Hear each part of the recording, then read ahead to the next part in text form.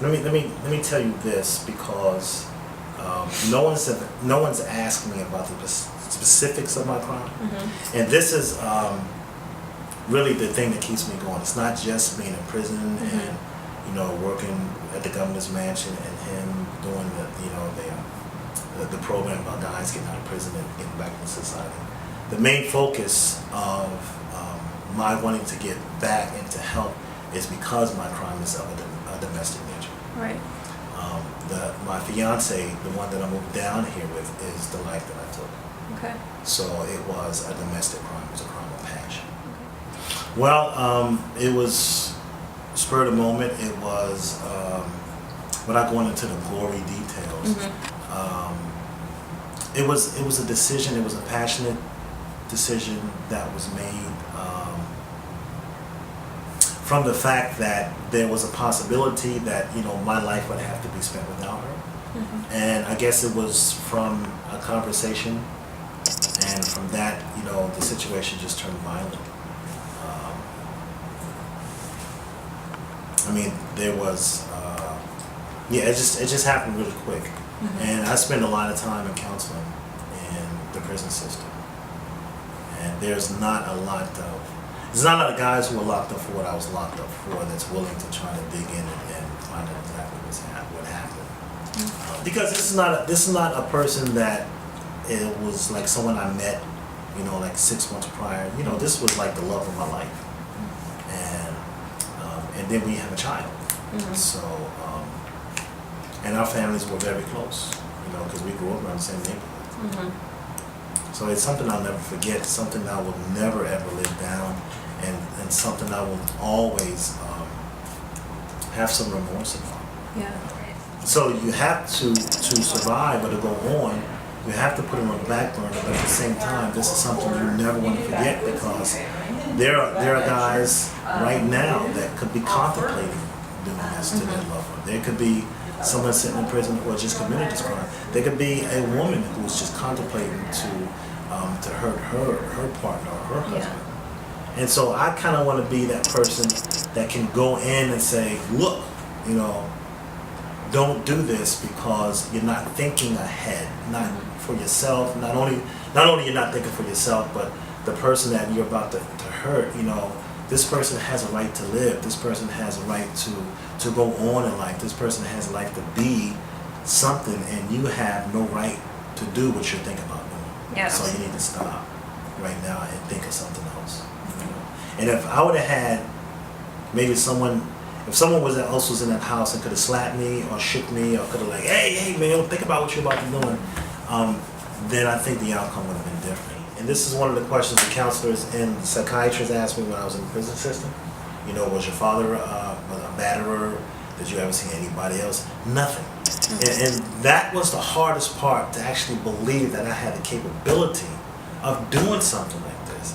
And that was the hardest part, because I had to look at myself in the mirror and I was like, man, how could you have done this? And this is not going into a store and holding up someone and shooting them, or carjacking someone that you don't know. This is someone who I was madly in love with. So how could you bring yourself to the point where you want to hurt the person that you love, especially when it's not like, I grew up in school fighting, I wasn't street thug hanging on the street, I didn't carry guns, anything like that. I'm a regular middle class kid. I couldn't explain why I did it. I couldn't explain how I could have allowed myself to get to the point where I can actually do this to someone else. But at the same time, I came to the realization that I did this.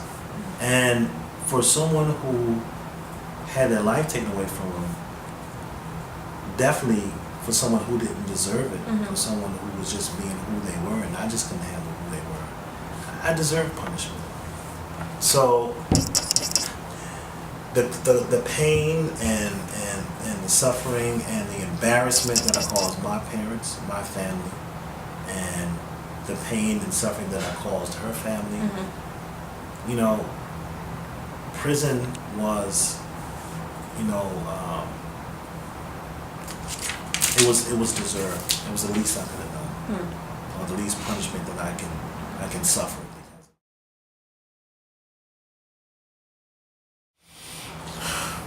prison is very robotic. You really don't have a lot of leeway to be anything else but a prisoner if you want to survive this thing and get out. I mean, if you try to be something else other than conforming to what they need to do, and it's understandable why they need everybody conformed. They need everybody uniform because everybody dresses the same haircuts.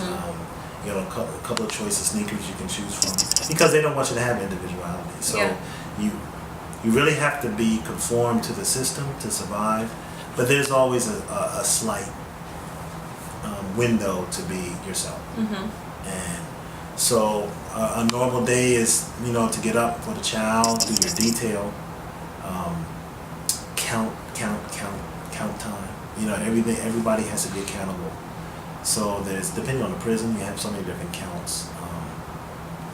Come back from your detail, another count, go to dinner, go to the gym, go to the yard, and if you're involved in religious services, there are religious services there.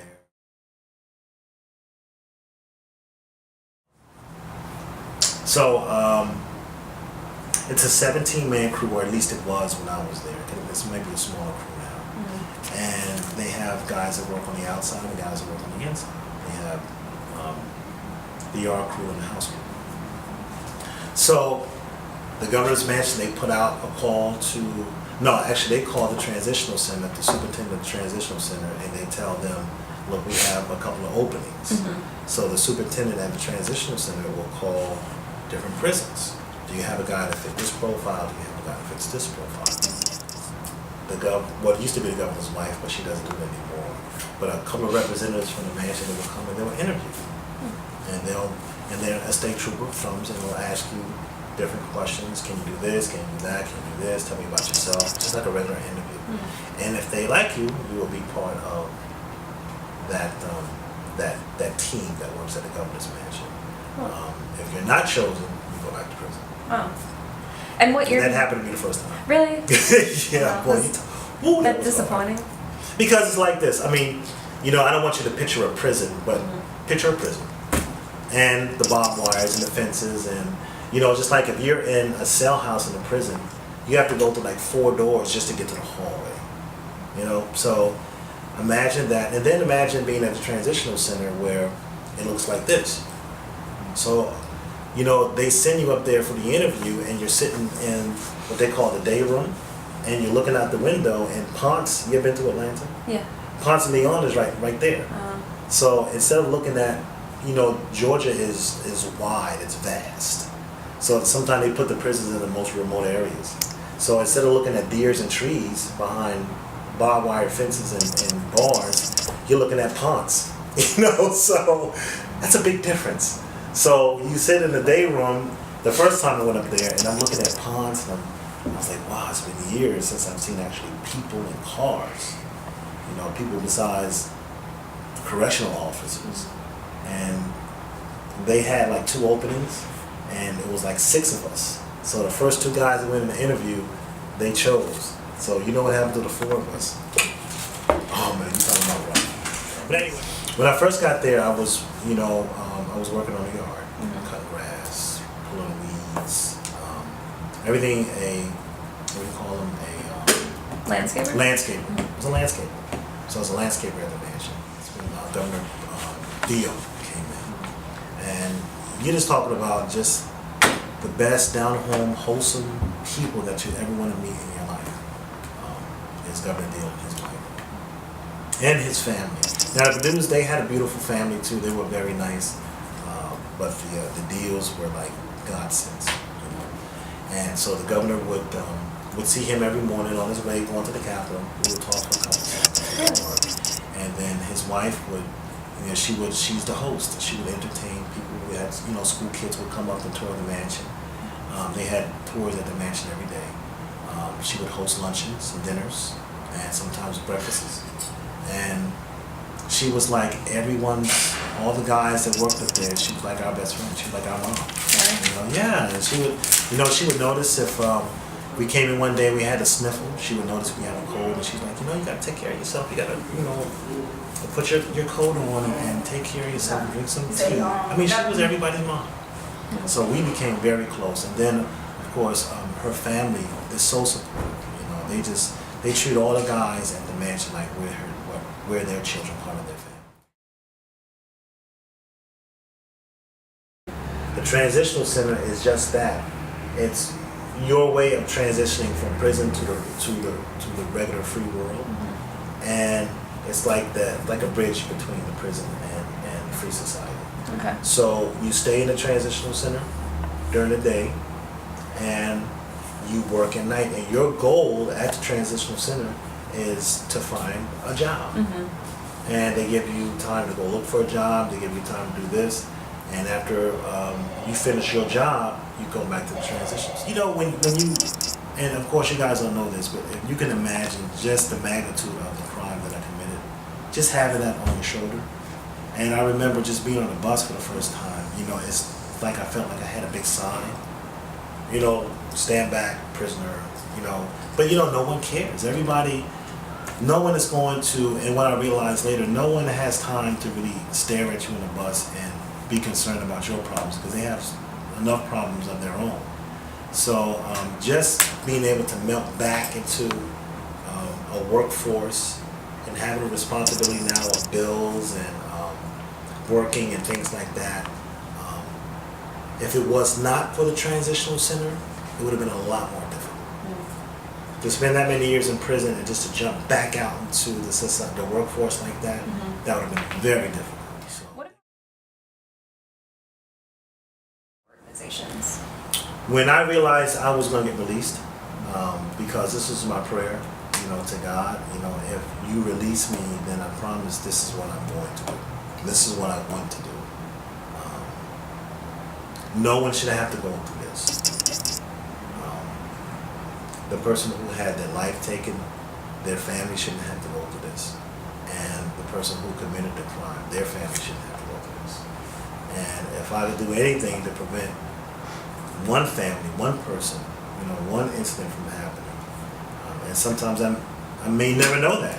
You know, if I'm talking to someone and it helps them, I may never know that I did help them. But just given the opportunity to talk to someone, even going into like a shelter where there's battered women, they may want to know questions about, you know, what were you thinking? I mean, what kind of signs do we need to look for to see that, you know, our significant other may be thinking about doing something to that level to hurt us. And he says, there's this guy in Augusta. I was like, oh my God, it's not. And then he just kept going on and on. I said, oh man, I can't believe this. He's actually talking about me. And Joy was like, when he started talking, she looked over at me and started smiling. I was like, oh, you knew all about this, son. It's a setup. So, and I was sitting like right across the aisle from like the mayor of Atlanta, Kasim Reed. And, you know, I'd been in Atlanta, so I knew when he was campaigning, so I kind of knew he was pretty famous. And all these other people were like, before he started talking about that, they started introducing all these different, you know, people around Atlanta and part of the chamber. And so he started telling my whole story, and then I was like, oh man. So when he said, as a matter of fact, he's here with us right now, I was like, okay, what's supposed to do now? Stand up? I was like, stand up? I was like, okay. Wow. So that was really shocking. What like that? I was on the balcony, man. I almost went over that thing. I was like, okay, why did y'all put me in the balcony? I was like almost tumble over it. That would really hit the news. I got these large feet. I see the feet just going over the balcony like that. But that was really something. And it's like, when you're working and when you're doing what you're supposed to do, you know, you don't expect anybody to stand up and clap that, because this is what I'm supposed to do. I don't expect you to say, thank you for doing your job. This is my job. So when I was at the mansion, I did my job. But, you know, there was always the appreciation, and that's what came out a lot, them actually giving me the chance to not only get out that prison and work at the governor's mansion, but to allow me to be myself outside of the prison system. And I just appreciate so much that what they did.